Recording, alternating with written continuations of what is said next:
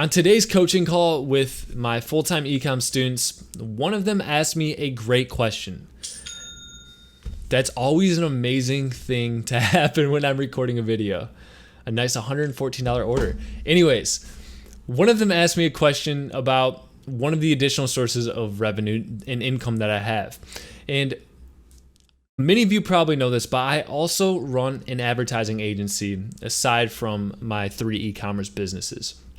I market for other entrepreneurs selling, whether it's coaching, products. I advertise obviously for e-commerce brands. I advertise for local businesses wanting to generate leads.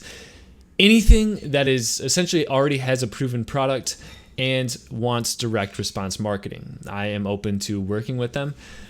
I right now only have 2 clients, and I'll kind of dive into why I only have 2 clients and why I went from having 7 clients to 2. So we're going to talk about that in the video.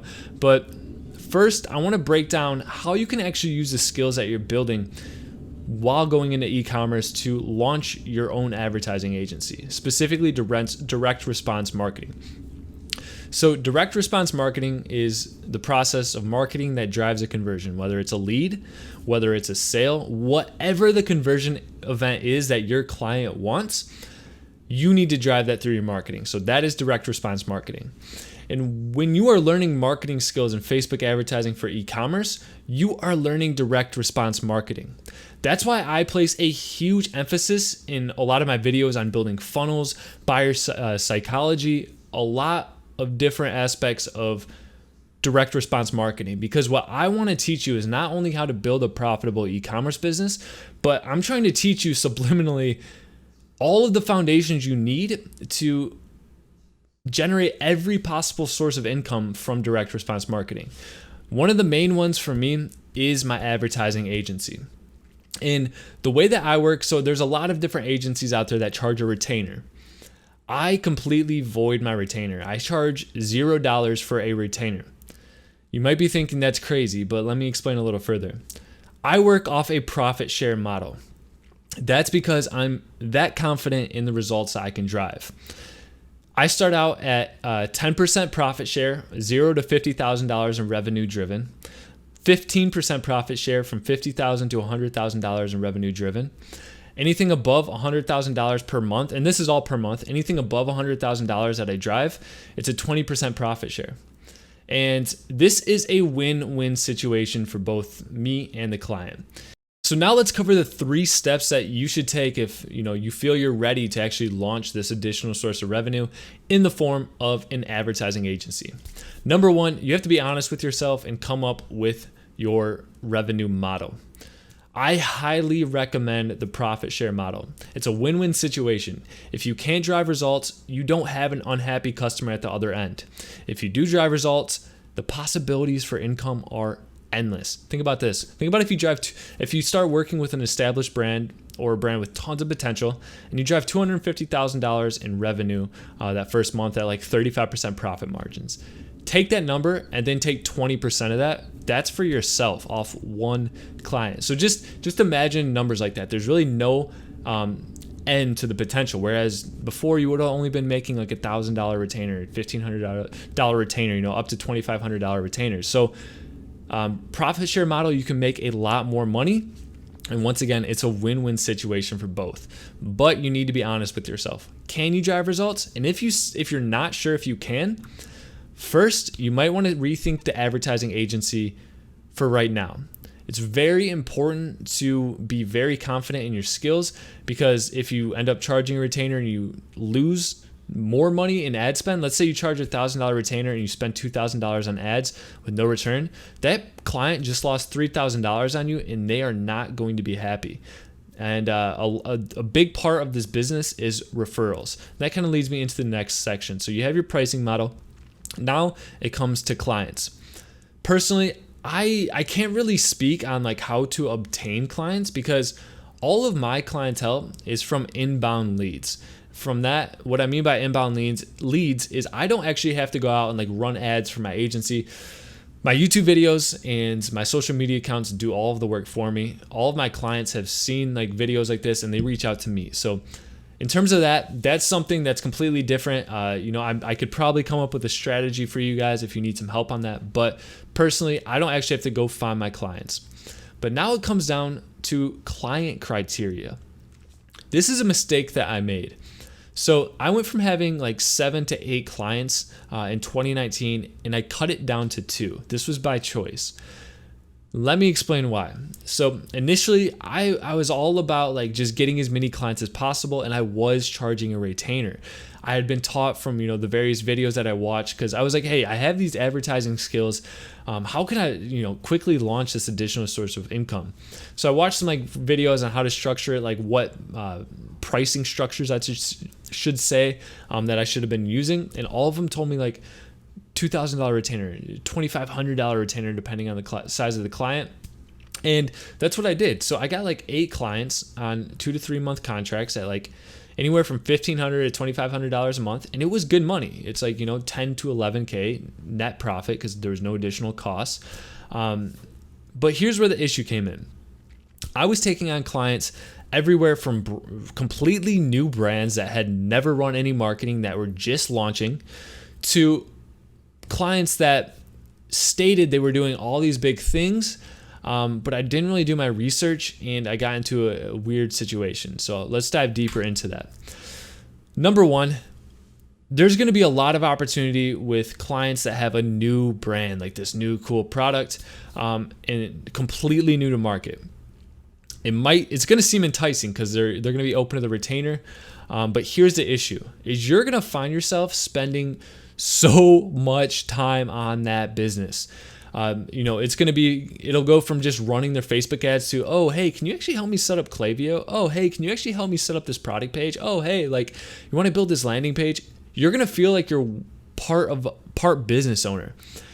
And that's what happened to me. I had like 3 clients like this, great people, but it was just a bad client, because I signed on to do their marketing. And being the person I am, I hate saying no to my clients. So I started taking on all this additional work, and I was building out landing pages and doing their email flows and stuff. And it was just way too much. And it took away from my own personal businesses with e-commerce, as that's always my main focus. It took away from that, prevented me from hitting some milestones that I definitely could have hit looking back on it.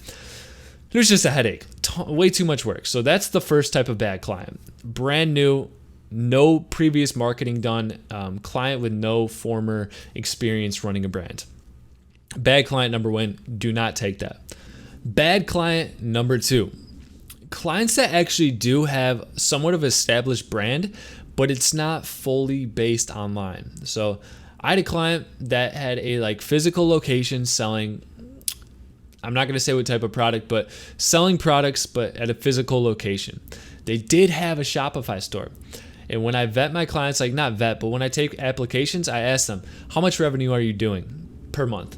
So this client told me they were doing like $7,000 revenue per month consistently for over the past year. I looked at this like a huge opportunity, because knowing what I know from my own e-commerce brands, they must have a ton of data. I'll know who their target demographic is. I know what will work for their business, right? So I took them on. And what I came to find out is, sure, they had this Shopify store set up and that it was showing these numbers, but their numbers were driven by using the Shopify platform on like the iPad when people check out at their physical store. And in reality, only 5% of their sales were coming from their online store. Not only that, but they didn't have a Facebook pixel installed. Their store looked like it was from 1985. And they were expecting me to hit just unrealistic numbers. With this specific client, I gave them like 2 to 3 months free marketing, because once again, we were on retainer. It was my mistake for saying I could drive direct response marketing. So I gave them an additional 3 months. I ended up working with them for 6 months. And what I quickly found out is that their products were not in demand. Once again, my fault for not researching their products, double checking demand. Once again, a skill that you've learned from e-commerce, how to check product demand. Always check that a client's product is in demand. Mistake number 2, didn't verify that their actual numbers were coming from their online store. Number 3, I should have ask them what their expectations were from the very start. And that's something I always do. I say, when you talk to clients now, or if you think about doing this, whenever you speak to a client on like an application basis, always ask them this question: what needs to happen for you to consider this a success in the first month? And then ask them what needs to happen, or like what results need to happen for you to consider this a success in the first 3 months. And you're going to get a complete overview of probably what that client's going to be like to work with. If I would have asked this client, they probably would have said that they wanted $50,000 driven in the first month, which obviously is completely unrealistic for that type of company that's doing just like $50 a month on online. So mistake number 2, ask your client what needs to happen for it to be a success. If they state a crazy number, first thing is they're probably inexperienced, and it leads back to that bad client number 1. And number 2, maybe they're just kind of overestimating things, and you can give them realistic expectations. Don't fluff it at all, just realistic expectations, and see how they respond. And you're going to get your answer on what type of client it's going to be like to work with. And for example, what actually happened with this client is I ended up doing, so I couldn't drive results. And once again, I was charging a retainer. So I ended up offering services such as product photography, doing like 5 different products, product photography for it, doing the copywriting on their website. I redesigned their whole website, their whole Shopify store. And all of this extra work plus 3 months free advertising. And guess what? Last month, so I ended the contract back in November, and just 2 weeks ago, so March 20th, I see on PayPal that there's a dispute for $2,450. And this client was disputing with PayPal, saying that they never received any of my work. They said that I promised them like $500 a day in ad spend. They said that I was supposed to take all these product photos, which I did. And so it was, obviously I won that dispute, but it was just like, all of this mess could have been avoided, and it was not worth the $2,000 that I made. So bad client number 2. And I'm sorry if I'm going into too much detail here, but I just want to give you guys an overview of the mistakes that I made so you do not make those mistakes. And now let's talk about best client, by far the best client, and what that criteria is so you can follow on that path. So as I said, I had like 8 clients, and they were all on the retainer. And it was just a headache. So going into 2020, I ended all my contracts. Once the contract ended, I didn't re-sign the clients. Went into 2020 with a fresh start. And I told myself, I will never put myself in that situation again. I defined my clear cut what has to be client for me to want to work with them. And I actually was, someone reached out to me on Instagram. They're an entrepreneur. They have, I don't know. I guess I can say they're an artist, really well-known, renowned artist, tons of incredible work. They also have like an art coaching program, etc. And they approached me. I ended up going out to California. I met with them. We worked together for like 3 days before signing anything. And then I proposed a revenue share model. And actually this client is essentially like now my mentor and my coach in a way. I speak to him on a daily basis, whether it's about his stuff, whether it's about my businesses. And we settled on that profit share model. Criteria number 1 that this client met was they have an existing business. They already have a successful business. Imagine it like this. They have a small fire, and I'm about to pour gas on it, and then it turns into a bonfire. Then it turns into, just bigger and bigger. Whereas when you're working with those clients with no fire, you have to find the wood, you have to find the lighter fluid, you have to find the match. You know what I mean? So find clients that already have a fire, something working, customer base, a loyal customer base, and then use your skills to pour gas on that. And it's a win-win situation for both of you. So this client, there's not even like, it's a 3-month contract. We're just on an extended contract, no set time period. We're doing profit share model. It's been absolutely wonderful so far. Then this leads to my next point. So now I had 1 client, right? I'm driving results. In the first month, I'm not going to state the exact numbers, but the overall ROAS that I drove from was like a 4.5x.